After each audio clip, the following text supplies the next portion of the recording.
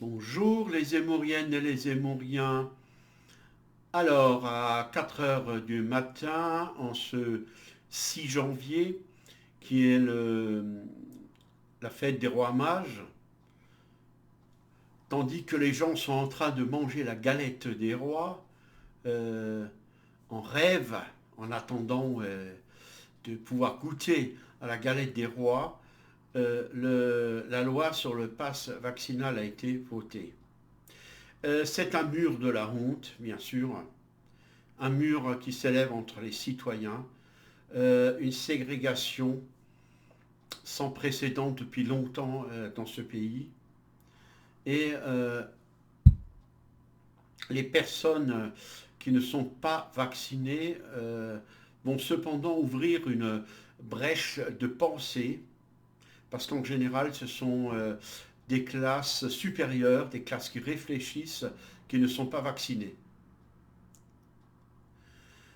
Ce sont peut-être aussi des personnes qui sont retraitées, des personnes qui, pour une raison ou une autre, n'ont peut-être pas besoin de sortir, qui travaillent chez elles.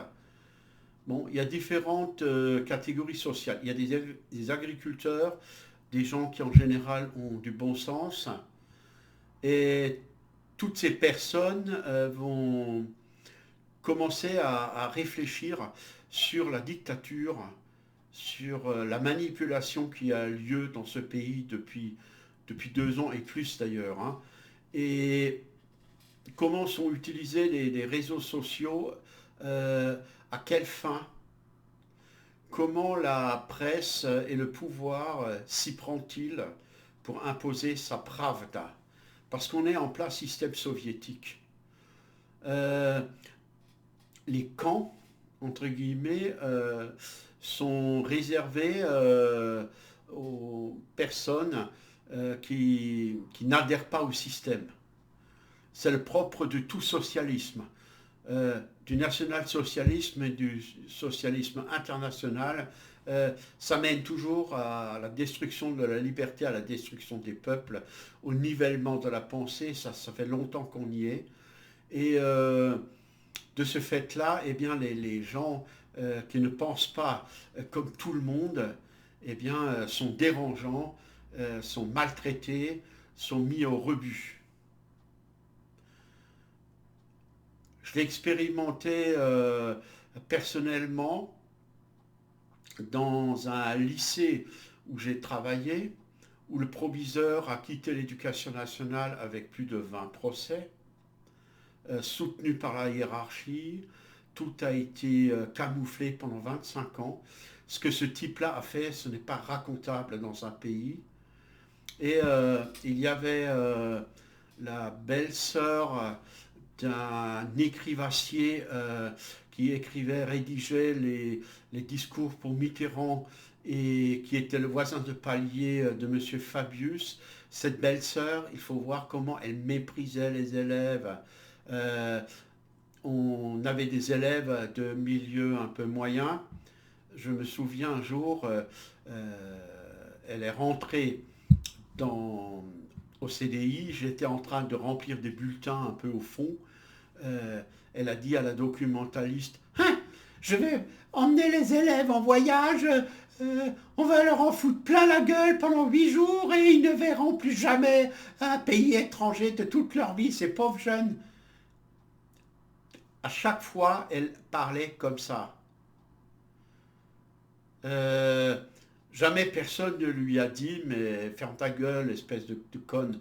Je me souviens, une fois, elle est allée, il y avait un élève qui avait un peu le bazar dans son sac. Elle a pris le sac de l'élève, elle a calé la salle des profs avec une cale en bois, et elle a fait défiler tous ses élèves, alors qu'ils n'avaient pas le droit de passer par là, devant la salle des profs pour humilier l'élève. Ça, c'est une belle-sœur de ministre français, écrivassier qui a fini à l'Académie française. Donc vous voyez exactement comment est méprisé le peuple. Dès que vous donnez un petit pouvoir à un merdeux, que ce soit ce proviseur, cette belle-sœur, cette euh, dont par ailleurs la meilleure copine qui travaillait donc dans ce lycée allait faire en sortant le ménage chez un SS condamné pour crime contre l'humanité. Tout ça, ça n'a jamais dérangé le proviseur avec ses va procès, ni la copine du ministre. Elles étaient copines comme cochons et tous ces trois étaient connards, mais les uns comme les autres. Et tout le monde faisait de la politique là-dedans. Alors, les gens sont prêts à se vendre du soir au matin. C'est ça le souci. En démocratie, les gens pensent être une personne valable par, comment dire, en se vendant. Eh bien, ces gens sont sûrs et certains d'être quelqu'un. Hein, la fameuse cascade de mépris dont j'ai parlé dans une autre vidéo. Donc, un député, après, vous voulez qu'il fasse quoi? Les députés voilà, sont tellement sûrs et certains qu'une fois qu'ils ont été élus, que les gens vont les réélire. C'est presque un dû. On fait carrière en politique en France. Et son fiston fait carrière. Et le petit-neveu fait carrière. On fait carrière. Et c'est notre problème de français parce que nous ne sommes pas capables de dire à tous ces gens-là, ben, on vous vire, on met d'autres personnes à la place et des personnes qui sont au service de l'État. Ceux-là, ils sont au service de leur propre saloperie. D'ailleurs, M. Macron a donné des cours au fils de l'écrivassier dont je viens de parler, du voisin de Fabius. Ils ont tous la même façon de penser. Ils ont, comment dire ça, ils ont cette manière de penser qui est bâtie sur l'arrogance. Mais en fait, ce sont des gens qui, intellectuellement, intérieurement, sont complètement vides. Ils sont vides, il n'y a pas de spiritualité, il n'y a pas de profondeur, il y a que des singeries et des suiveries par rapport à ce qui est plus puissant qu'eux. Et qu'est-ce qui est plus puissant qu'eux? Eh bien, ce sont les banques.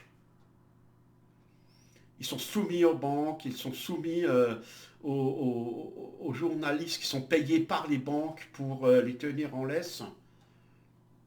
Et tout le souci est là, c'est que le jour où les gens commenceront à prendre conscience que euh, qu'ils peuvent être libres en disant un jour non. Moi j'ai dit non pour ce proviseur en question, j'ai dit non. Ça m'a coûté ma carrière dans l'éducation nationale parce que le système est extrêmement féroce.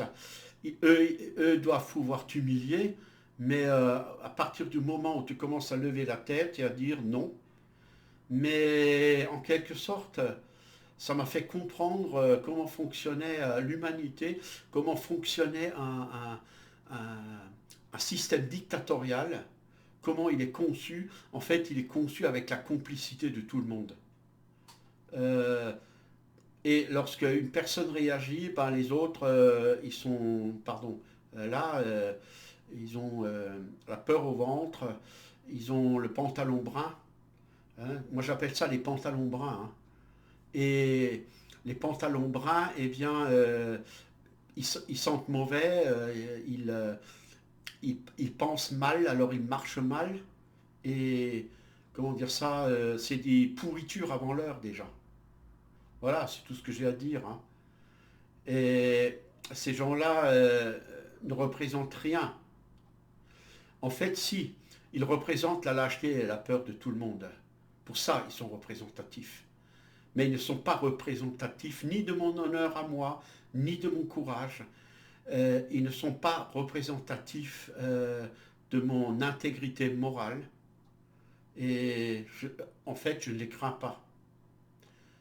Euh, Supprimer des chaînes, YouTube, intimider des journalistes, ils savent tous faire ça. C'est juste la peur qu'ils ont lorsqu'ils se trouvent face à des gens qui pensent. Ça les inquiète énormément. J'ai vu ça face à mon proviseur, j'ai vu ça face à un des professeurs qui était conseiller général, euh, qui voyait tout ce qui se passait dans ce lycée, les escroqueries, toutes les saloperies, les humiliations, les élèves virés sans conseil de discipline. Enfin, il y avait une irrégularité par jour là-dedans, pendant 25 ans. Tout le monde le voyait. Eh ben, tout le monde a participé. Et c'est exactement la même chose dans le macrocosme que dans le microcosme. Merci de m'avoir écouté. Vous pouvez soutenir ma chaîne. Et qu'est-ce que je veux dire? Voilà, donc mettez un pouce en haut et n'ayez pas peur. Voilà, comme disait Jean-Paul II, il faut...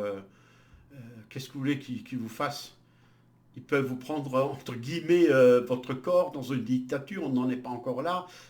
S'ils le prennent par le vaccin, ça c'est clair, mais c'est aussi une forme de prise de corps plus insidieuse et plus maligne que dans ces, comment dire, ces dictatures primaires, qu'était le communisme, le nazisme. La dictature, c'est quelque chose qui est tout le temps malléable.